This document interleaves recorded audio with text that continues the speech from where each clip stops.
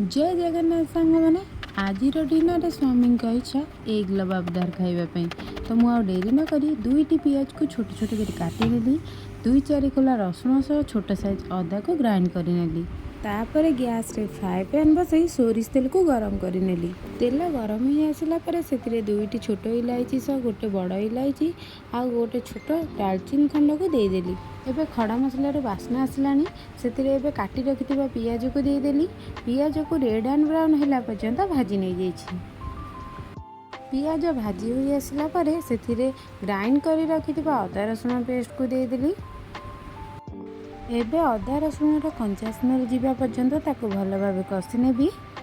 10 minute पूर्वर 7-8टी काजू को पानी रे बतुरे रखिदेली। एबे गोटे टमाटो को काटी से 7-8टी काजू आ पानी को दे सेम जार रे ग्राइंड करिनेली।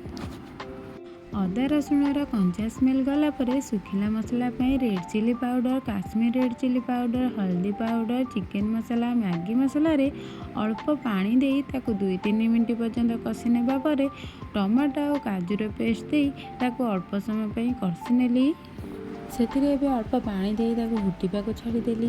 एवं सिक्रेट मसला प्रस्तुत करने जीरा, धनिया, गोलमरिच, छोट खंड डालचीनी सह 4-5टी करी लिप्स को नख उषुम कर छेची दे 4टी अंडा को भांगिकी ऊपर एमती दे 5 मिनट फुटा को छाड़देली। लो फ्लेम रे ढक्कन खोली से धनिया पत्र छिंची देची।